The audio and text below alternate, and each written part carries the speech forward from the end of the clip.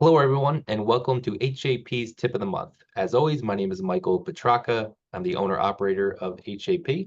And what I like to do whenever I'm doing these videos is bring some insight into the financial planning process that a lot of times people don't really think about, know might be at some point in the future, but really haven't gotten their hands around what type of impact it could be on their life. So whenever we're dealing with financial planning, everyone likes to think about the kind of the sexy stuff, the investment side of the world, but really financial planning is focusing on risks. What are potential things that can really make a hard left turn in someone's financial plan? So one of the things we're going to discuss today is kind of healthcare costs in retirement. I don't doesn't make a difference what institution you bring up. You'll constantly hear statistics around the last 5 to 10 years of someone's life is where they're going to have a very large percentage of their healthcare costs. So my goal today is to help everyone get a better understanding of what those costs might be. So on our call, we have Billy McCarthy. Billy McCarthy's works for The Key, and it's a home healthcare provider. So he's going to help give us some insight into that world and how we should start thinking about that and building it into our financial plan. So Billy, thank you so much for joining us today. Thank you, Michael, for having me. It's a delight to be here to talk to you and the folks that you take care of. Awesome, awesome.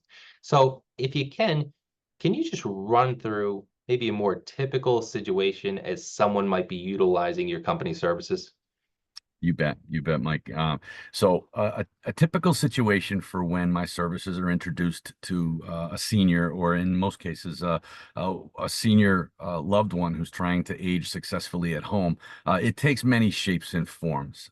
Sometimes that could be a medical event, a fall in the house, or an illness that requires a hospitalization, and then they are entered into what we call the healthcare continuum, where they'll have their 3 nights of hospitalization, and then they're approved through Medicare to go to a rehab of their choice.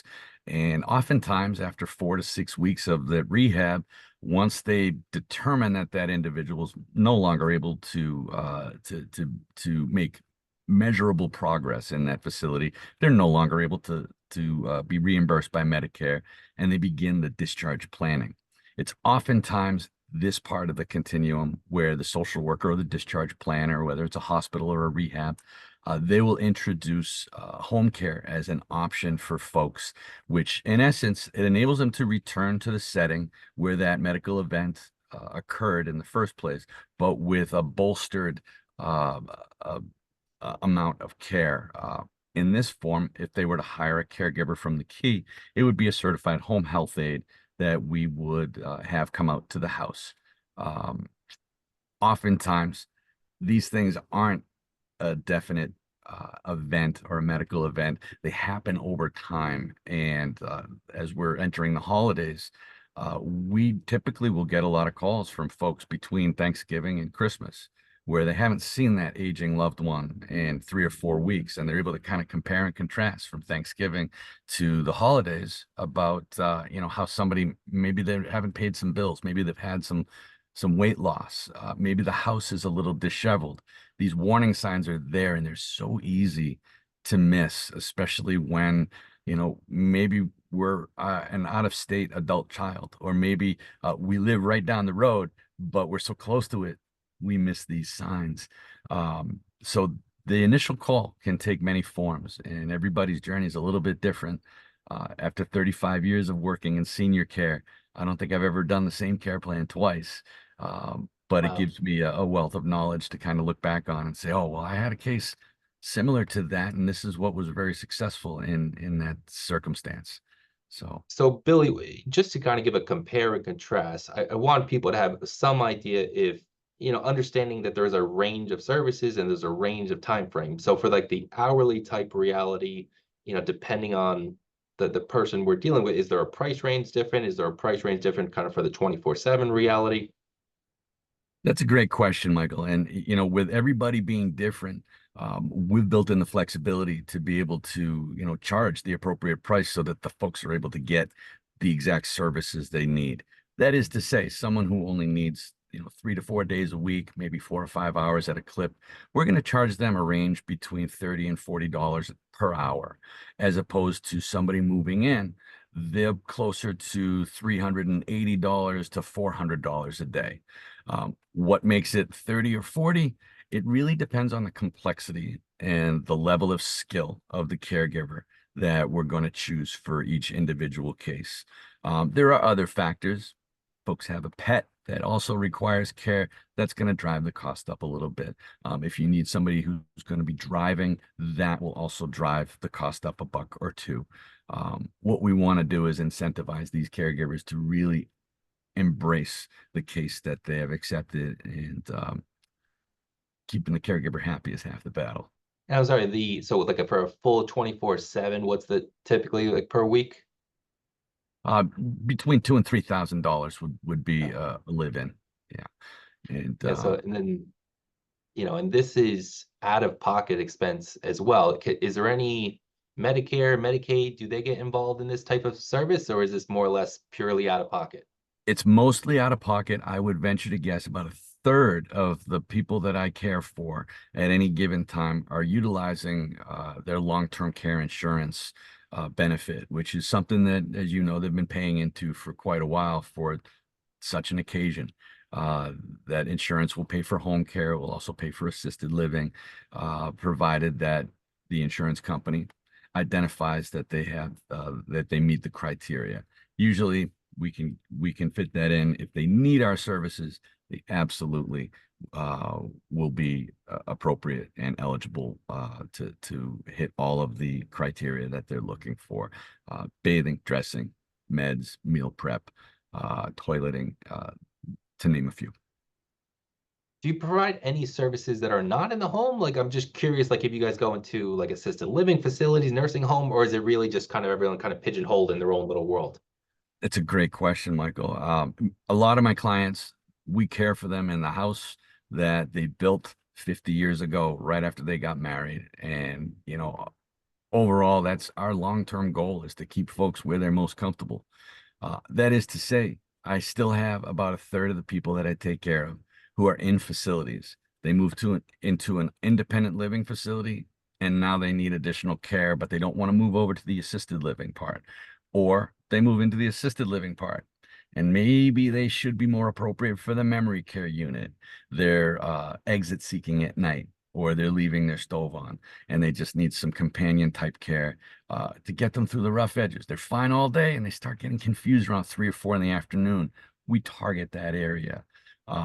I have some folks who they move into memory care, but they need that one-on-one touch just during the night, because they lack the ability to remember that they don't ambulate so well. So they get up to go to the bathroom at night, and it turns into a fall, which turns into the inevitable hospitalization. And then they're in the continuum of rehab, and then they have to kind of retract. And then they run the risk of that facility not accepting them back if they require more care than that facility can safely deliver.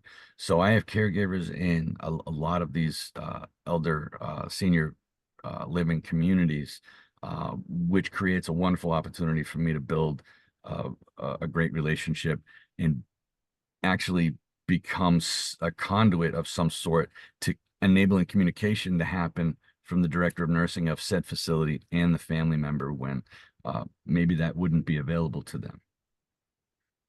My last question, is there any kind of misconceptions about your industry? I feel like, especially a lot of financial planners, it's a little bit of a black hole or a dark spot in terms of knowledge, and it has a big ramification in terms of cost that goes associated with it. Besides that, is there anything you want to put out there? Just say, hey, you might see this in the news, but this isn't really how it works. So just curious if there was anything that fit that category. Yeah, I come from a place where I'm the youngest of 8 kids, and I went through coordinating my own folks' care about 25 years ago. As the youngest in the family, had I not also been a social worker, I probably would not have had the respect of my older siblings when it came to coordinating care for my folks. And I know that, speaking from that side of it, I know that the elephant in the room is, you're going to take a stranger and you're going to stick her in my mom's house when she's not feeling well and she doesn't want anybody looking over her shoulder or helping her out. What if something goes wrong? What if the wedding ring disappears? What happens then? That's probably the biggest concern that I have with my folks. And one of the things that the key makes certain to do is that, first of all, we're bonded and we're insured. So God forbid something goes wrong, we're covered for that. Um, but even deeper than that, our caregivers are all certified home health aides. They operate under the auspice of our registered nurse who sees the client on the first day that we take care of them and then visits them as needed up and as often as every 60 days. But sometimes we need to go out there 3 or 4 times in the first week to make sure that things are running smoothly from the consumer's perspective. We vet these folks out. We interview them. They're our employees. I know them by name. I walk into our local Mountainside office every few days and I get to sit and have coffee with them and talk about how things are going, what struggles they have. Setting expectations with both the family and the caregiver really takes the element of surprise out. So on that first day, we hit the ground running. We've picked a great caregiver who gets along with the family. Is it perfect? Of course not. Yeah, Every, no, of course.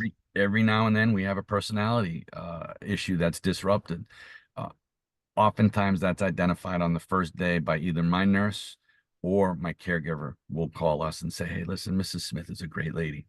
She's not for me. She's a little more difficult," or "I'm looking for a more difficult case. I typically work with hospice cases, and this is someone who's getting better." We want to pair that caregiver up so that he or she is happy in their environment that they're working. Well, Billy, thank you so much for your time today. And, just to recap, again, on the financial planning side, we're always curious about costs and risks that can kind of derail the legacy people are trying to leave behind. So, as we were discussing before, the prices and the costs, you can imagine if you need around the clock care and it's a situation where medically people are living longer, it's maybe 2, 3, 4 years, it's a number that there isn't a one-stop solution. Maybe it's long-term care, maybe it's some other insurance product, maybe it's self-care, but it's without a doubt something that needs to be addressed, and ideally not the day before mom needs care. um I'm curious, is there an age you think that it's a good time for people to start thinking about their parents and, like, bringing up this conversation? I think rather there being an age, I think if folks are just, while they're already planning, if they're coming to you, they've got that mindset that, they're preventing that moment where something sneaks up on them. Medical events, oftentimes they drop out of the sky. And then before you know it, you're in a room full of discharge planners and they're asking you what you're going to do to make sure mom is safe once she gets home. If my just the concept that the key exists is introduced early in the planning process, if and when that time comes, they've already seen this video. They've already seen my cards in your office. They've had a conversation with you instead of you throwing a dart at the map and saying, "Okay, there are 1,000 companies who do this. Any one of them will do." You're able to, with confidence, introduce your most important people to myself to make them my most important people. Home care is not for everybody. What I bring with 30 years of experience with me is the ability to identify if they're not a good fit for home care, what would be a good fit and what responsible, reputable hands can I put this family in so that they're not recreating the wheel or going back to Google and picking one of 1,000 solutions that may or may not pan out as being helpful to them. Awesome. Billy, thank you so much for joining us today. I hope everyone got a lot of information. If you have any questions, please feel free to reach out, and looking forward to seeing you in our next tip of the month. Thank you so much, Michael. I appreciate being here. Sure thing, Billy.